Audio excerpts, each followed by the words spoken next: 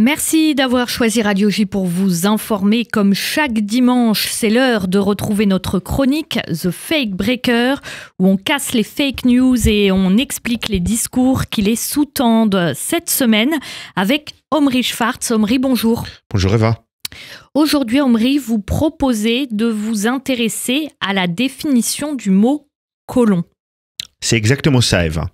En Europe, aux États-Unis ou en Israël, le terme colon est clair. Ce terme vise les habitants juifs de la Judée-Samarie. Pour être complet, pour certaines personnes et institutions internationales, les gens qui habitent dans le Golan et dans l'est de Jérusalem sont également considérés comme des colons. Peu importe si on est d'accord avec cette notion ou pas, quand le terme colon ou colonie est employé, c'est ainsi qu'il est compris. Le conflit israélo-palestinien implique deux parties, les Israéliens et les Palestiniens. Pour pouvoir se comprendre, il faut comprendre le langage de l'autre. Le terme colon pour une partie des Palestiniens a une toute autre signification. Régulièrement, dans les communiqués du Hamas et du Hezbollah, quand ils parlent des Israéliens, ils parlent de colons. Quand il y a une manifestation à Tel Aviv pour les chaînes du Hamas et du Hezbollah, ce sont des colons qui ont manifesté à Tel Aviv. Une manifestation à Jérusalem, des colons ont manifesté à Jérusalem. Peu importe Jérusalem, l'Est, Ouest, Tel Aviv, tout est colonie pour les chaînes du Hamas et du Hezbollah. C'est aussi vrai sur les réseaux sociaux. Grâce à la magie de la technologie, il me suffit de cliquer sur le bouton « Traduire » et je peux voir la traduction de commentaires en arabe. Le terme « colon » est très régulièrement employé. Évidemment, je ne sais pas quel pourcentage des Palestiniens considèrent des gens à Tel Aviv et à Haïfa comme des colons. C'est difficile. Mais je sais que sur les réseaux sociaux et dans les communications du Hamas et du Hezbollah, c'est très courant. En plus, quand le Hamas et le Hezbollah emploient ce terme, ils parlent dans une langue que leur population comprend. Alors même si ce choix de mots n'est pas unanimement utilisé, cette expression est unanimement comprise. Alors Omri, pourquoi est-ce qu'ils emploient ce terme de colon? À quoi cela fait-il référence pour eux précisément? Disons que pour une partie de la population palestinienne et pour le Hamas et le Hezbollah, chaque Israélien est un colon. Qu'il soit en Judée-Samarie ou à Tel Aviv. Pour eux, l'objectif n'est pas la création d'un État palestinien en Judée-Samarie à côté d'Israël. Pour ces organisations, l'objectif est de créer un État palestinien sur l'intégralité du territoire d'Israël. Quand le slogan le plus populaire des pro-Hamas est « du fleuve à la mer », cela signifie que chaque Israélien, entre le fleuve Jourdain et la mer Méditerranée, est pour eux un colon. Et dans cette logique, quand ils emploient le terme de colon, qu'est-ce qu'ils veulent dire? Que tous les Israéliens devraient retourner dans leur pays d'origine.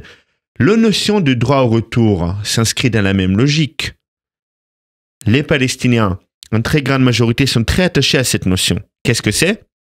C'est le droit au retour des Palestiniens en Israël. C'est une des exigences des Palestiniens dans les négociations pour la création d'un État palestinien. C'est très clair. Dans ces négociations, quand les Palestiniens exigent le droit au retour, il ne s'agit pas du droit des Palestiniens qui habitent dans d'autres pays à retourner dans le futur État palestinien, mais de celui pour certains Palestiniens de s'installer en Israël et de devenir citoyens d'Israël. Regardons par exemple l'UNRWA. L'UNRWA considère certains Palestiniens comme réfugiés, même s'ils habitent à Gaza ou en Judée-Samarie, c'est-à-dire le territoire du futur État palestinien. Pourquoi sont-ils considérés comme réfugiés par l'UNRWA? Car celui-ci considère qu'ils devraient avoir le droit de retourner vivre en Israël. Le résultat de droit au retour serait la disparition de l'État d'Israël en tant qu'État juif. Le droit au retour mènerait à la création d'un État palestinien d'un côté et d'un autre État multinational à majorité palestinienne en lieu et place d'Israël. Alors Omri, l'idée derrière la notion de droit au retour, c'est donc de supprimer les conséquences de la guerre de 1948? Dans un certain sens, la notion de droit au retour est un droit de retour dans le temps. Le droit de supprimer les effets de la guerre. qu'ils ont déclaré en 1948 contre Israël et d'effacer les conséquences de leur défaite. Le problème est qu'on ne peut pas retourner dans le temps. Mes grands-parents ont vécu en Irak. Ils ont été obligés de fuir sans rien, car leurs biens ont été confisqués.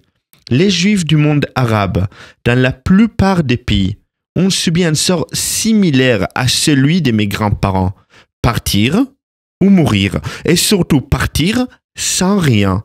Ce nettoyage ethnique presque total des Juifs du monde arabe est résultat de la diffusion de la haine contre l'État juif à partir de 1948 et surtout après sa victoire contre les armées de plusieurs pays arabes qui a été vécue comme une humiliation. Est-ce qu'il faut parler de compensation pour les biens des Juifs du monde arabe? Il est impossible de retourner dans le temps. Appeler les habitants d'Israël colons montre que pour certains Palestiniens, même le langage refuse de reconnaître que l'existence d'Israël est définitive. Merci beaucoup Omri Schwartz pour cet épisode de The Fake Breaker. On vous retrouve dans 2 semaines sur Radio J. Merci. Merci Eva.